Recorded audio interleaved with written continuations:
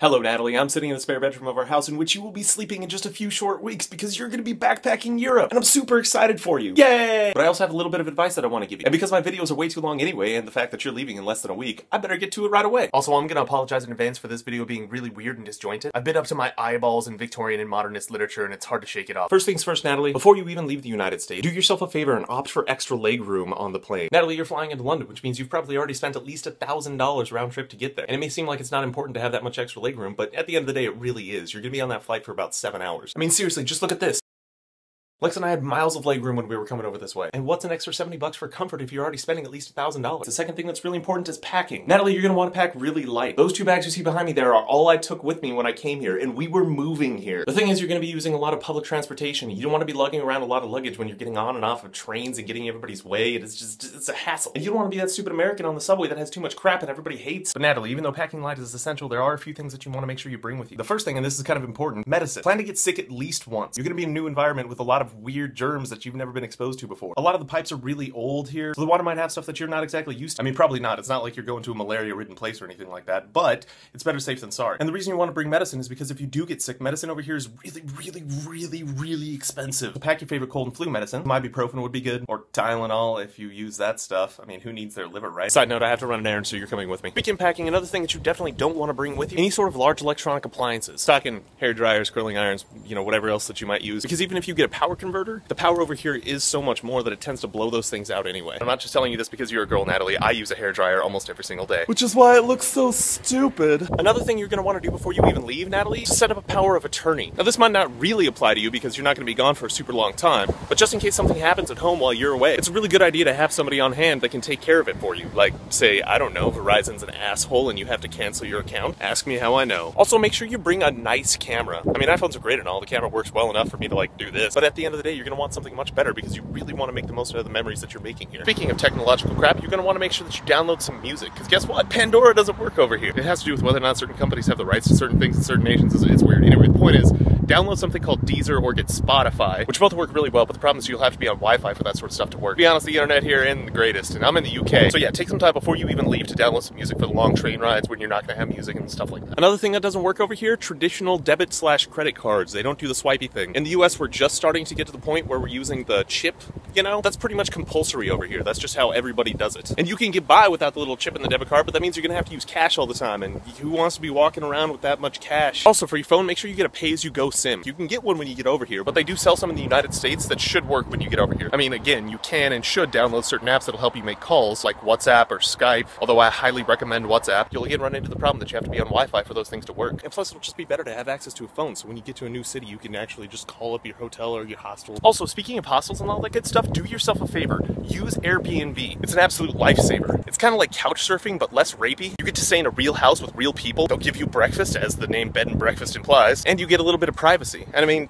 there's nothing wrong with hostels. In fact, hostels might be the best way to meet people from around the world who aren't from the country that you're actually visiting. But let's be honest, everybody's going to want a little privacy every now and then, because sometimes it gets a little tiring listening to the weird German dude who's bunking above you fart his way through the night because he spent way too much time down the local pub this evening. Plus, Airbnb is super cheap. I'm talking like anywhere between 10 to 30 bucks a night for really nice amenities. And speaking of amenities, that brings me to my next point. Laundry. Once you're actually here and you're traveling around and you're doing your thing, make sure anytime you get the chance to do your freaking laundry. For example, if you're staying at a hostel or a bed and breakfast or wherever you are and there happens to be a chance that you can do laundry for cheap or free, do it. Even if you only have like 1 or 2 shirts that need to be cleaned. Just trust me, you don't want to be the stinky one walking around the cool palace. Side note, we're walking around King's Knot right now, which is like the Royal Gardens here in Stirling, and that guy is Stirling Castle, which you're going to get to see when you come here. But anyway, y'all, that sort of stuff is practical. But what about the good stuff? Honestly, I think the next 3 points I'm going to make are more important than anything else I've said so far. First and foremost, don't be afraid to be a tourist. Natalie, we live in a weird world right now where it's cool to be an uninspired hipster douchebag that only gets pleasure out of ironic stuff. You know, the sort of people that would be like, dude, we should totally go to the Louvre and make fun of everybody standing in line to see totally passé art. And you don't want to be those people. Those people suck. I mean, yeah, seeing all the big touristy sort of landmark stuff is cliche, but there's a reason so many people do it. It's because it's fantastic. I mean, I don't think you would do this anyway, but it's something that I felt needed to be said, because that sort of attitude is so prevalent these days, and it just kind of like pisses me off. I mean, what's so bad about being enthused about something that's cool? So yeah, get in there, take photos, have people take photos of you standing in front of cool stuff and the monuments and things. Unapologetically climb to the top of the Eiffel Tower and be in awe. Climb up hills, take walks through the woods, climb up 1,000,000 steps.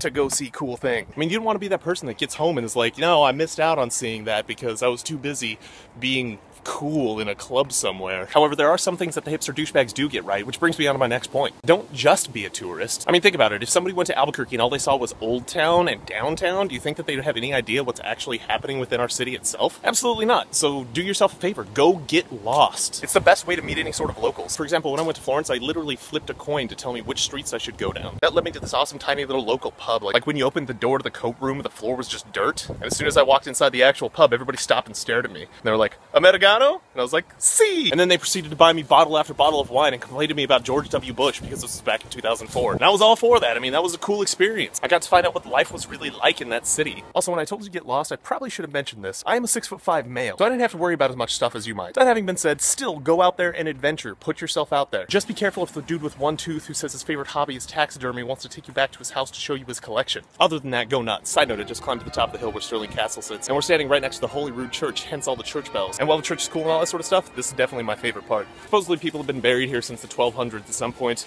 I've had trouble finding any gravestones that mark that though. It is kind of sad though because some of the really old ones, like this one which dates back to the 1700s, lists not only people who are buried here but all of their kids that died as well. Like, these people had 6 children die under the age of 3 within the span of 10 years. Thank God for modern medicine. Anyway, so the point is, yeah, don't just be a tourist, but also don't forget to be a tourist because it's really cool when you are one. I mean, just look at all those tourists doing cool touristy stuff. Don't you want to be like them? This is called Ladies Rock. And finally, and I think this might be the most important thing, journal, or start a blog, or start a vlog. Do whatever you can to hold on to these memories for as long as you can. Now, Natalie, I spent literally seconds researching this on Wikipedia and Google, which by internet standards makes me damn near an expert. And in my expertise, I can tell you that when people choose to spend money buying their happiness on things, surprise, surprise, it doesn't last as long. But when people choose to spend their money on memories, the happiness not only lasts longer, but increases with time. And the reason for that should be pretty obvious. It's because as time goes on, you tend to forget things like, oh God, that bellboy at that one hotel was so terrible. Or like, God, I had such a bad fever that day. Walking up all those steps sucked. Instead, you tend to remember all the really cool stuff, like the view at the top of the hill from Ladies Rock. But then again, as anybody who's taken a Psych 101 class can tell you, our memories as human beings blow. So anything you can do to help preserve those memories is going to make this even better. 10 or 15 years from now, you're going to want to be able to look back on this, so make sure that you have something you can use to jog that stupid old memory of yours. Also, I just made it home and look who I found. Hello! She wanted to say hi. Indeed. So do you have any advice for Natalie? Well, I don't know what you've already said, so...